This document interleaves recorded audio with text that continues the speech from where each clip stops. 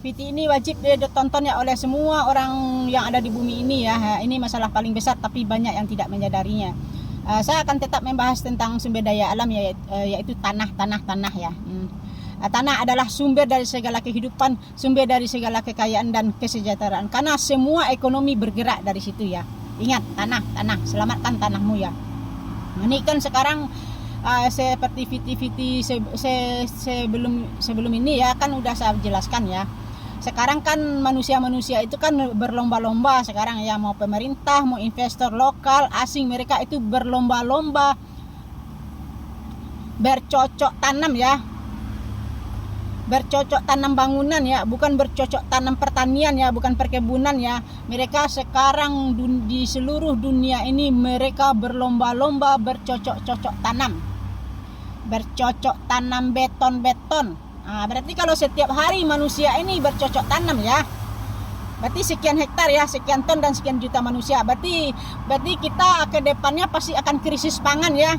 Krisis pangan karena lahannya yang sudah dihilangkan. Di situ banyak manusia yang tidak sadar ya, kalau bercocok tanam beton itu adalah akan menimbulkan krisis pangan ke depannya. Ini kan saya selalu berbicara ya dengan penumpang saya, karena saya seorang driver ya. Ya mereka bilang tenang aja Bu, dunia ini luas Bu, mungkin masih ya sumber daya alam tanah kita mungkin masih aman lah 20 tahun atau 30 tahun lagi. Lah tapi mereka edukasinya tidak tahu dah. Kalau mereka lahiran sekarang, anaknya berarti 20 tahun 30 tahun lagi mereka akan tercekik-cekik ya, mungkin tidak hidup ya karena kekurang makan ya. Itulah penyebabnya manusia karena tidak tahu edukasinya.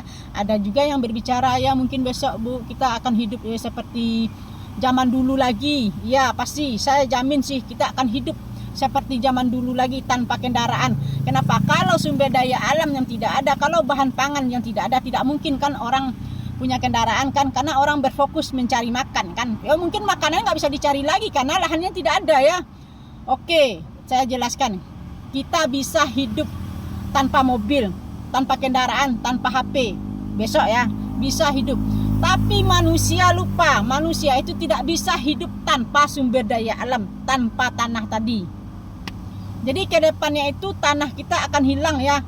Kita ke depannya akan krisis pangan, pasti menuju kehancuran sumber daya alam. Karena yang nomor satu sekarang yang dilakukan oleh manusia di muka bumi ini, manusia serakah, manusia investor, baik pemerintah, mereka berlomba-lomba memajukan bumi ini dengan pembangunan. Ya ada juga sih bilang tadi penumpang saya, ya Bu kalau nggak ada pembangunan kan di sini kan bule yang banyak ya, kan uang kan banyak menghasilkan dari situ. Kalau begitu kan tidak gerak ekonomi. Nanti kan kalau uangnya banyak di sini kan kita bisa membangun lagi. Aduh, aku tepok jidat lah. Ya, berarti dapat uang di sini pariwisata kan banyak, dapat uang dari pariwisata, devisa dari turis-turis itu ya. Nanti uangnya buat pembangunan lagi. Ya, bangun lagi, hancurkan lagi lah bumimu. Hancurkan lagi lah setiap hari.